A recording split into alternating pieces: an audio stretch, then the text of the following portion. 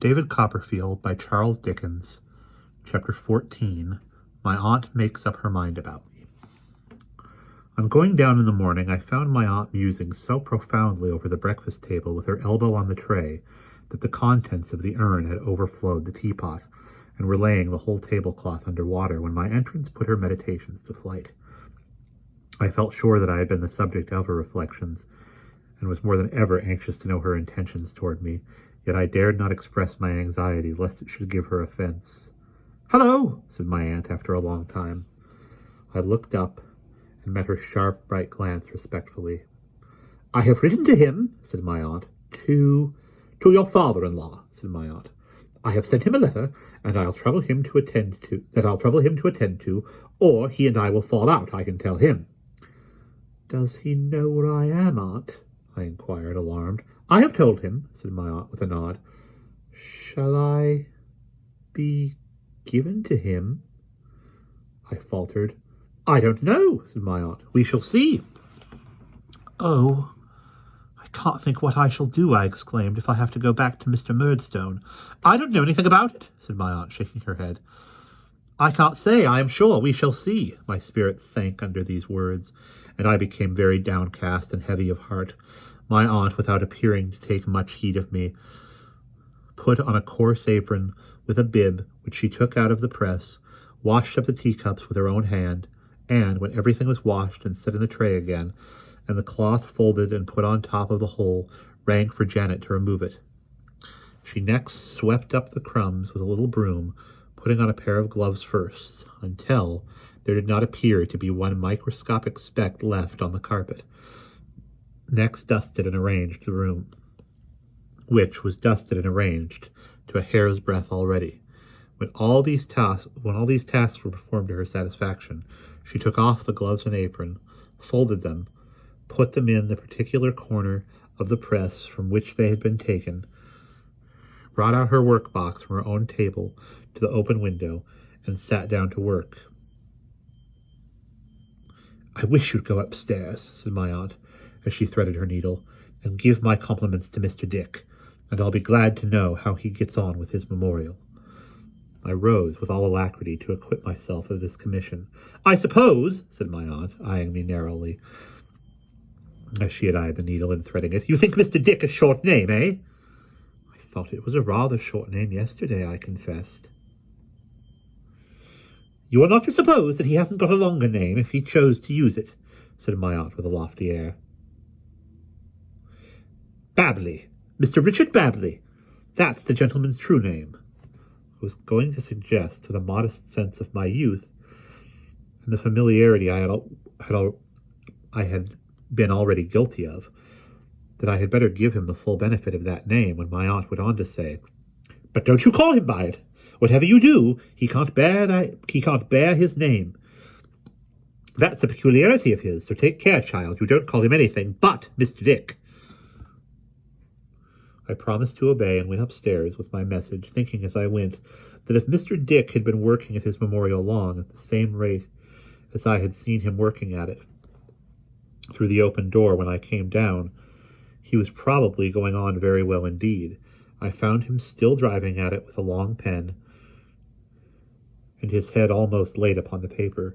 He was so intent upon it that I had ample leisure to observe the large paper kite in the corner, the confusion of bundles of manuscript, the number of pens, and above all, the quantity of ink which he seemed to have in half-gallon jars by the dozen, before he observed my being present.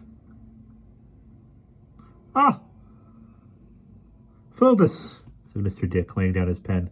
"How does the world go? I'll tell you what," he added in a lower tone. "I shouldn't wish it to be mentioned, but it's Here he beckoned to me, put his lips close to my ear. "It's a mad world, mad as Bedlam, boy," said Mr. Dick, taking snuff from a round box on the table and laughing heartily, without presuming to give my opinion on his question. I delivered my message. "Well," said Mr. Dick in answer, "my compliments to her, and I believe I have made a start. I think I have made a start," said Mr. Dick, passing his hand among his grey hair, and casting anything but a confident look at his manuscript. "You have been to school?" Yes, sir, I answered, for a short time. Do you recollect the date? Said Mr. Dick, looking earnestly at me and taking up his pen to note it down. When King Charles I had his head cut off. I said I believed it happened in the year 1649. Well, returned Mr. Dick, scratching his ear with his pen and looking dubiously at me, so the books say, but I don't see how that can be, because it was not so long ago. Because if it was so long ago, how could the people about him have made the mistake of putting some of the trouble out of his head after it was taken off into mine? I was very much surprised by the inquiry, but could give no information on this point. It's very strange, said Mr. Dick, with a despondent look upon his papers, and with his hand among his hair again, that I never can get that quite right. I never can make that perfectly clear. But no matter, he said cheerfully, and rousing himself. There's time enough. My compliments to Miss Trotwood. I am getting on very well indeed. I was going away when he directed my attention to the kite. What do you think of that for a kite? He said. I answered that it was a beautiful one. I should think it must have been as much as 7 feet high. I made it. We'll go and fly it, you and I, said Mr. Dick. Do you see this? He showed me that it was covered with manuscript, very closely and laboriously written, but so plainly that as I looked along the lines, I thought I saw some allusion to King Charles I's head again in one or two places. There's plenty of string, said Mr. Dick, and when it flies high, it takes the facts a long way. That's my manner of diffusing 'em. I don't know where they may come down. It's according to circumstances and the wind and so forth, but I take my chance of that. His face was so very mild and pleasant, and had something so reverend in it, though it was hale and hearty, that I was not sure but that he was having a good-humoured jest with me. So I laughed, and he laughed, and we parted the best friends possible. Well, child, said my aunt when I went downstairs.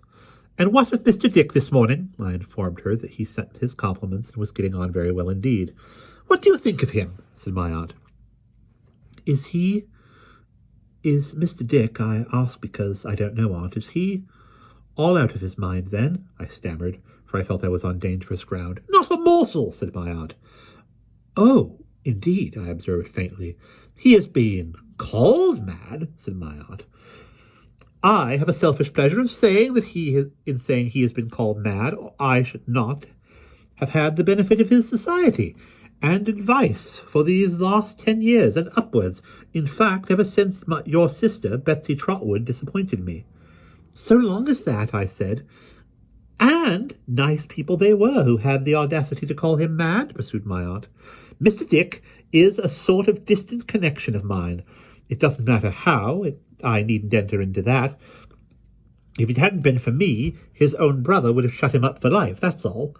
I found out afterward that Mr. Dick had been for upwards of 10 years endeavoring to keep King Charles I out of the memorial, but he had been constantly getting into it, and was there now. I say again, said my aunt, nobody knows what the man's mind is except myself, and he's the most amenable and friendly creature in existence. If he likes to fly a kite sometimes, what of it? Franklin used to fly a kite. At length, the reply from Mr. Murdstone came, and my aunt informed me, to my infinite terror, that he was coming to speak to her himself on the next day.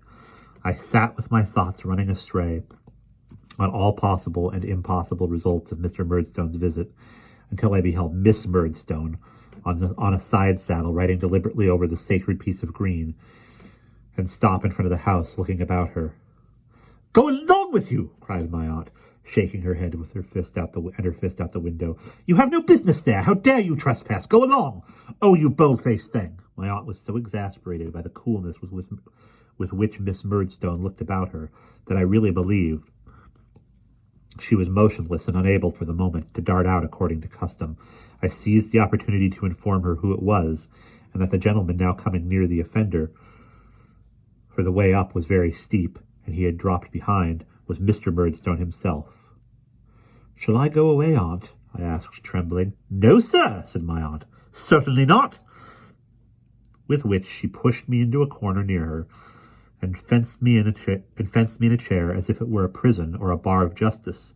This position I continued to occupy during the whole interview, and from it I now saw Mr. and Miss Murdstone enter the room, Oh, said my aunt, I was not aware at first to whom I have the pleasure of objecting, but I don't allow anybody to ride over the turf. Your regulation is rather awkward to strangers, said Miss Murdstone. Is it? Said my aunt. Mr. Murdstone seemed afraid of a renewal of hostilities, and interposing began, Miss Trotwood. I beg your pardon, observed my aunt, with a keen look. You are the Mr. Murdstone who married the widow of my late nephew, David Copperfield, of Blunderstone Rookery? The why Rookery, I don't know. I am, said Mr. Murdstone. You'll excuse my saying, sir, returned my aunt, that I think it would have been a much better and happier thing if you had left that poor child alone. I do so far agree with what Miss Trotwood has remarked, observed Miss Murdstone, bridling, that I consider our lamented Clara to have been, in all essential respects, a mere child. It is a comfort to you and to me, ma'am, said my aunt, who are getting on in life, and are not likely to be made unhappy by our personal attractions, that nobody can say the same of us. No doubt, returned Miss Murdstone, though I thought not with a very ready or gracious assent, and it certainly might have been, as you say, a better and happier thing for my brother if he had never entered into such a marriage. I have always been of that opinion. I have no doubt you have, said my aunt. Janet, ringing the bell, my compliments to Mr. Dick, and beg him to come down. Until he came, my aunt sat perfectly upright and stiff, frowning at the wall. When he came, my aunt performed the ceremony of introduction. Mr. Dick, an old and intimate friend, on whose judgment, said my aunt with emphasis, as an admonition of Mr. Dick, who was biting his forefinger and looking rather foolish, I rely. Mr. Dick took his finger out of his mouth on this hint and stood among the group with a grave and attentive expression of face. My aunt inclined her head to Mr. Murdstone, who went on. Miss Trotwood, on the receipt of your letter, I considered it an act of greater justice to myself, and perhaps of more respect to you. Thank you, said my aunt, still eyeing him keenly. You needn't mind me. To answer it in person, however inconvenient the journey, pursued Mr. Murdstone, rather than by letter. This unhappy boy, who has run away from his friends and his occupation, and whose appearance, interposed his sister, directing general attention at me in my indefinable costume, is perfectly scandalous and disgraceful. Jane Murdstone, said her brother, have the goodness not to interrupt me. This unhappy boy, Miss Trotwood, has been the occasion of much domestic trouble and uneasiness, both during the lifetime of my late dear wife and since. He has a sullen, rebellious spirit, a violent temper, and an untoward, intractable disposition. Both my sister and myself have endeavored to correct his vices, but ineffectually. It can hardly be necessary for me to confirm anything stated by my brother, said Miss Murdstone, but I beg to observe that of all the boys in the world, I believe this is the worst boy. Strong, said my aunt shortly, but not all too strong for the facts, returned Miss Murdstone. Ha, said my aunt. Well, sir, and we will pause there.